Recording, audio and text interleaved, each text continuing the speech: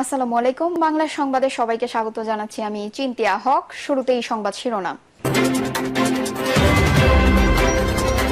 সব জায়গায় সেনাবাহিনীকে ম্যাজিস্ট্রেসি ক্ষমতা দেওয়া ঠিক নয় বলছেন ফখরুল। এদিকে দিল্লির পার্কে কার সঙ্গে দেখা গেল হাসিনাকে? জানাবো যে প্রক্রিয়ায় দেশে ফিরবেন তারেক রহমান। জানিয়ে দেব শেখ হাসিনার ভাগ্যে কি ঘটতে যাচ্ছে আজ। এবং সর্বশেষ জানাবো উপাচার্যের চেয়ারে বসেই দুর্নীতি স্বজনপ্রীতি। দর্শক শুনছিলেন সংবাদ শিরোনাম, এখন বিস্তারিত। সব জায়গায় সেনাবাহিনীকে ম্যাজিস্ট্রেসি ক্ষমতা দেওয়া ঠিক নয় বলছেন ফখরুল। বিএনপি মহাসচিব মির্জা ফখরুল ইসলাম আলমগীর বলেছেন, দেশের সব স্থানে সেনাবাহিনীকে ম্যাজিস্ট্রেসি ক্ষমতা দেওয়া ঠিক নয়। মির্জা ফখরুল ইসলাম বলেন, যেসব এলাকা নিয়ন্ত্রণের বাইরে চলে গেছে সেখানে ওই ক্ষমতা সেনাবাহিনীকে ম্যাজিস্ট্রেসি ক্ষমতা প্রয়োগ করা উচিত। এ সময় অন্তর্বর্তী সরকারের কাছে বিষয়টি পুনর্বিবেচনা করাও কথা বলেন তিনি। বিএনপি মহাসচিব বলেন, হাসিনা সরকারের জঞ্জাল পরিষ্কার করে সবার অংশগ্রহণমূলক নির্বাচনের ব্যবস্থা করার দাবি জানায়। অনুষ্ঠানে মির্জা ফখরুল তার দলের পক্ষ থেকে ঠাকুরগাঁও জেলায় ছাত্র জনতার আন্দোলনে নিহত 4 জনের পরিবার এবং আহত 43 জনের হাতে নগদ 15 লাখ টাকা তুলে দেন। দিল্লির পার্কে কার সঙ্গে দেখা গেল হাসিনাকে? ছাত্র জনতার বিক্ষোভের মুখে প্রধানমন্ত্রীর পদ থেকে ক্ষমতাচ্যুত হয়ে গত 5 আগস্ট শেখ হাসিনা পালিয়ে ভারতে চলে যান। এরপর থেকে তিনি ভারতে অবস্থান করছেন, তবে দেশটির ঠিক কোথায় তিনি অবস্থান করছেন সেটি এখনো জানা যায়নি। এ বিষয়ে ভারত সরকার নীরব। শেখ হাসিনাকে নিয়ে নানামুখী আলোচনার মধ্যে ব্রিটিশ সংবাদ মাধ্যম ফিনান্সিয়াল টাইমস জানিয়েছে, ভারতের রাজধানী দিল্লিতে মেয়ের সঙ্গে থাকছেন হাসিনা।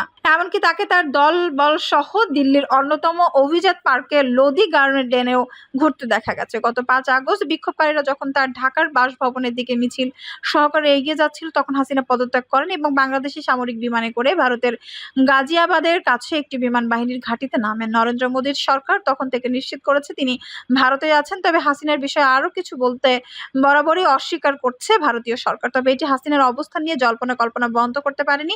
বিভিন্ন মাত্রার বিশ্বাসযোগ্যতার সঙ্গে ভারতের এই আড্ডাবাজ ক্লাসের সদস্যরা ব্যক্তিগতভাবে দাবি করেছেন, ক্ষমতাচ্যুত সাবেক এই প্রধানমন্ত্রী ভারতীয় সরকারের একটি সেফ হাউসে রয়েছেন। তিনি তার মেয়ের সাইমা ওয়াজেদ জয়ের সঙ্গে থাকছেন।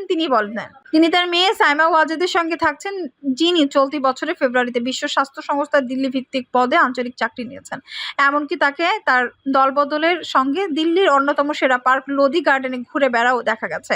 আওয়ামী লীগ যখন বাংলাদেশের শাসন ক্ষমতায় ছিল, তখন হাসিনার শীর্ষ বিদেশি সমর্থক ছিল মোদী সরকার। হাসিনা পালিয়ে আসার কথা স্বীকার করলেও সাবেক এই প্রধানমন্ত্রীর অবস্থান বা অন্যান্য বিষয়ে নীরবতা বজায় রেখেছে তারা। দিল্লির দেশি বিদেশি সংবাদ মাধ্যমগুলো বেশিরভাগই এমন দাবিও করা বন্ধ করে দিয়েছে যে ক্ষমতাচ্যুত পরবর্তী সময়ে তারা শেখ হাসিনার সঙ্গে সাক্ষাৎকার পাবে। এর কয়েকটি কারণ রয়েছে। হাসিনার পতনের পর ক্ষমতা গ্রহণ করা ডক্টর মোহাম্মদ ইউনূসের নেতৃত্বাধীন অন্তর্বর্তী সরকার গত জুলাই আগস্টে আন্দোলন বিক্ষোভের সময় শত শত মানুষের হত্যাকাণ্ডের জন্য তাকে দায়ী করেছে। ভারত ও বাংলাদেশের মধ্যে একটি পণ্য চুক্তিও রয়েছে, যা 2013 সালে হাসিনা নিজের সরকারের সময় স্বাক্ষরিত, যেটি তত্ত্বাবধায়কভাবে হাসিনার বিরুদ্ধে ব্যবহার করা যেতে পারে যদি বাংলাদেশের নতুন সরকার তাকে গ্রেপ্তার করতে চায়।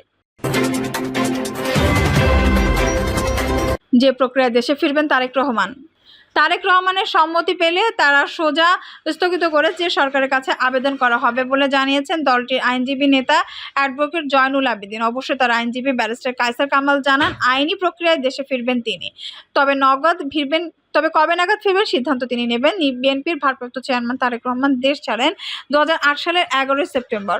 এরপর তার বিরুদ্ধে একের পর এক দেওয়া হয় মামলা। যাবজ্জীবন সহ 4 মামলায় তাকে দেওয়া হয় সাজা। এমনকি তারেক রহমানের বক্তব্য প্রচারেও নিষেধাজ্ঞা দেন উচ্চ আদালত। গত 5 আগস্ট শেখ হাসিনা পদত্যাগ করে দেশ ছেড়ে পালিয়ে যাওয়ার পর ওই দিনই দেশের সব গণমাধ্যম তারেক রহমানের বক্তব্য প্রচার করে দলটির সিনিয়র নেতারাও বলেন, খুব শীঘ্রই দেশে ফিরবেন তারেক রহমান। তবে 45 দিন পরও তাকে ফেরানোর আইনি বাধা কাটাতে দৃশ্যমান কোনো উদ্যোগ চোখে পড়েনি। দলটির আইনজীবী ফোরামের সভাপতি জয়নুল আবেদিন বলেন, তারেক রহমানের সম্মতির অপেক্ষায় রয়েছেন তারা। সম্মতি পেলেই ফৌজদারি কার্যবিধির 401 ধারা প্রয়োগ করে তারেক রহমানের সাজা স্থগিতের আবেদন করা হবে সরকারের কাছে। এই ধারা প্রয়োগ করেই বেগম খালেদা জিয়াকে সাময়িক মুক্তি দিয়েছিল আওয়ামী লীগ সরকার। তিনি আইনের প্রতি শ্রদ্ধাশীল, সংবিধানের প্রতি শ্রদ্ধাশীল, যে কারণে ওনার বিরুদ্ধে যেসব মামলার রায় রয়েছে সেগুলো তিনি আইনগতভাবে মোকাবেলা করেন, আর যেগুলো রায় হয়নি সেগুলো বিষয় আইনিভাবে আমরা পদক্ষেপ নিচ্ছি। এছাড়াও তারেক রহমান কবে ফিরবেন সেই সিদ্ধান্তও তিনি নিজে নেবেন বলেও জানান কায়সার কামাল। আর ফৌজদারি আইনের বিশেষজ্ঞ এস.এম. শাহজাহান বলেন, তারেক রহমানের উচিত দেশে ফিরে মামলা বাতিলের আবেদন করা।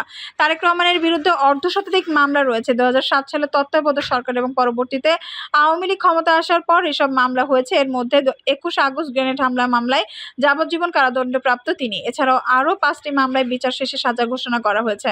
আর কিছু মামলা স্থগিত রয়েছে, তবে কোনো মামলাতেই তিনি সাজা ভোগ করেননি।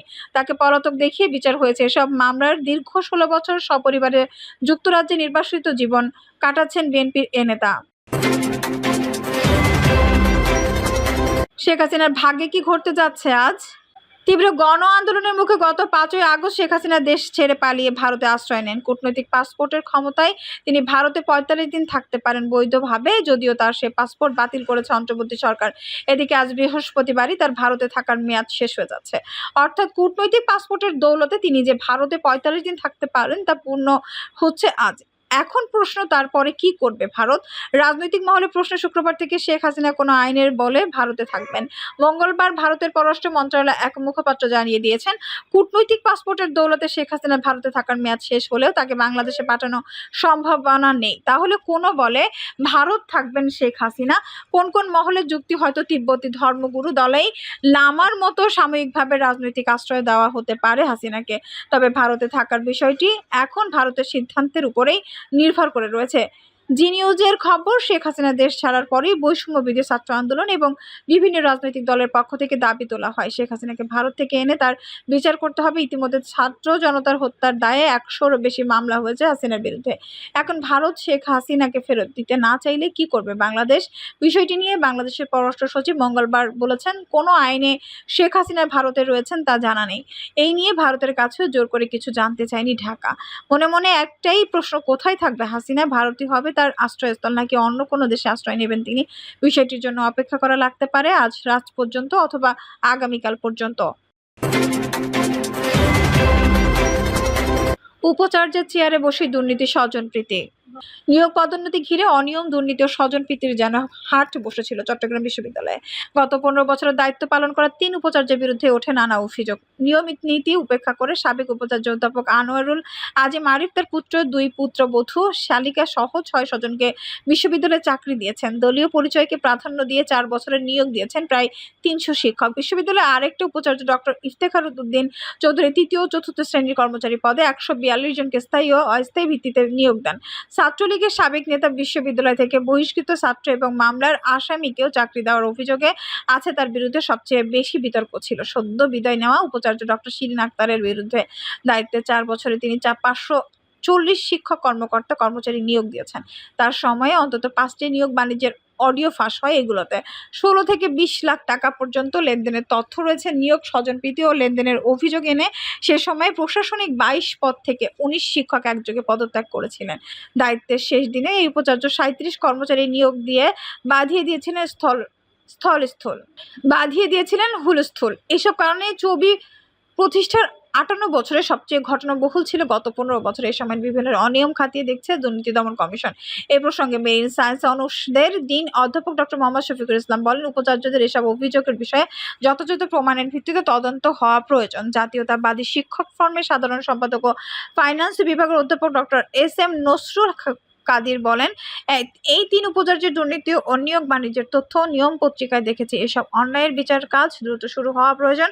নতুন প্রশাসনকে এক্ষেত্রে ভূমিকা রাখতে হবে। নাম প্রকাশে অনিচ্ছুক দুদক চট্টগ্রামের এক উপপরিচালক বলেন, চবিতে নিয়োগ সহ নানা বিষয়ে অনিয়ম, দুর্নীতি ও স্বজনপ্রীতি হওয়ার অভিযোগ পেয়েছি। আমরা এগুলো খতিয়ে দেখছি, প্রয়োজনে আইনগত পদক্ষেপ নেব। শিক্ষক কর্মকর্তা কর্মচারী নিয়োগ প্রক্রিয়া বিজ্ঞপ্তি প্রকাশ করে হওয়ার কথা, কিন্তু 2011 সালে 14 জন উপাচার্য হিসেবে নিয়োগ পেয়ে ব্যবস্থাপনা বিভাগের অধ্যাপক আনোয়ারুল আজিম রফিক এসব নিয়মের তোয়াক্কা করেননি। তার ছেলে ইফতেখার আরিফের যোগ্যতা না থাকে উপাচার্যের ক্ষমতা বলে অ্যাডহক ভিত্তিতে বিশ্ববিদ্যালয়, স্কুল অ্যান্ড কলেজের শিক্ষক হিসেবে নিয়োগ দেন। তাকে বিশ্ববিদ্যালয় শিক্ষকের মর্যাদা দিতে কলেজিয়েট বিশ্ববিদ্যালয়ের অধীনে ইনস্টিটিউট ঘোষণা করেন। একইভাবে নিজের শালিকা ইশরাত শামীমকে উপাচার্য দপ্তরের সেকশন অফিসার পদে নিয়োগ দিয়েছেন। নিয়ম নীতি না মেনে আরও এক শালিকা ও 2 পুত্রবধূকে বিশ্ববিদ্যালয় কর্মকর্তার পদে বসিয়েছেন তিনি। 2013-14 শিক্ষাবর্ষে আলারুর কোটায় শিক্ষার্থী ভর্তি করার কথা ছিল 40 জন, কিন্তু উপাচার্যের ক্ষমতা বলে তিনি তখন আরও 15টি সিট বাড়িয়ে ভর্তি করার 55 জনকে। এক্ষেত্রে বিপুল অর্থ লেনদেন হয়েছে বলে অভিযোগ করেছিল আওয়ামী লীগ সমর্থক শিক্ষকরা। 2015 সালের 4 মে আনারুল আজিম রফিকের অপসারণ ও নানা অনিয়মের বিচার বিভাগীয় তদন্তের দাবি জানায় মুক্তিযোদ্ধা অধিকার সংরক্ষণ পরিষদ। 2015 সালে ভিসি হন ডক্টর ইফতেখার উদ্দিন চৌধুরী। দৈনিক মজুরির ভিত্তিতে কর্মচারী নিয়োগের হিড়িক ছিল তার। সময়ে অনিয়ম অভিযোগ ইউজিসি তার বিরুদ্ধে তদন্ত কমিটি গঠন করে 3য় ও 4র্থ শ্রেণীর কর্মচারীর পদে 142 জনকে স্থায়ী ও অস্থায়ী ভিত্তিতে প্রয়োজন নিয়োগ দেন তিনি। তাদের মধ্যে বিশ্ববিদ্যালয়ের প্রভাবশালী শিক্ষক কর্মকর্তা, আত্মীয়স্বজনের পাশাপাশি ছাত্রলীগের সাবেক নেতা, বিশ্ববিদ্যালয় থেকে বহিষ্কৃত ছাত্র এবং মামলার আসামি রয়েছেন। 2024 সালে 19 মাস দায়িত্ব ছাড়েন তিনি, কিন্তু এর আগে মুহূর্তে নিয়োগ দেন তিনি। 23 কর্মচারী এই নিয়ে ছিল নানা অভিযোগ। চবির প্রথম নারী উপাচার্য হিসেবে 2019 সালে নভেম্বরে নিয়োগ পান ডক্টর শিরিন আক্তার। এর আগে 5 মাস ভারপ্রাপ্ত উপাচার্য হিসেবেও দায়িত্ব পালন করেন। তার সময় অন্তত 5টি নিয়োগ বাণিজ্যের অডিও ফাঁস হওয়ার ব্যাপক সমালোচনা হয়। এসব কথোপকথনে নাম আসে তার ব্যক্তিগত সহকারী খালেদ মিসবাহুল, হিসাব নিয়ামক দপ্তরের কর্মচারী আহমেদ হোসেন ও উপাচার্যের কন্যা রিফাত মোস্তফা টিনার। নিয়োগ বাণিজ্যের অভিযোগে তদন্ত কমিটি মামলার সুপারিশ করলেও তা হতে দেননি অধ্যাপক শিরিন আক্তার। তার মেয়াদকালে সিন্ডিকেটের অনুমোদনে 130 শিক্ষক ও 238 কর্মচারী নিয়োগ দেওয়া হয় কোনো বিজ্ঞপ্তি ছাড়াই। দৈনিক মজুরির ভিত্তিতে 3য় শ্রেণী 115 জন ও 4র্থ শ্রেণী 17 জন কর্মচারী নিয়োগ দিয়েছেন। এক্ষেত্রে কোনো নিয়মই মানা হয়নি। স্বজনপ্রীতি ও আর্থিক লেনদেন হয়েছে বলে অভিযোগ আছে। নিয়োগে অনিয়মের অভিযোগে শিরিন আক্তারের পদত্যাগের দাবিতে গত বছর টানা 1 মাস কর্মসূচি পালন করে বিশ্ববিদ্যালয় শিক্ষক সমিতির একাংশ। নিয়োগ বাণিজ্যের প্রতিবাদে গত বছর মার্চে প্রশাসনিক 22 পদ থেকে 19 শিক্ষক একযোগে পদত্যাগ করেন। এমন ঘটনা চবিতে হয়নি আগে কখনো। দর্শক, এই ছিল এখনকার সর্বশেষ সংবাদ। নিউজটি ভালো লাগলে অবশ্যই একটা লাইক দিন, কমেন্ট আপনার মূল্যবান মতামত জানান। সবসময় আমাদের পাশে থাকতে সাবস্ক্রাইব করে বেল বাটনটি অন করে রাখুন। ধন্যবাদ।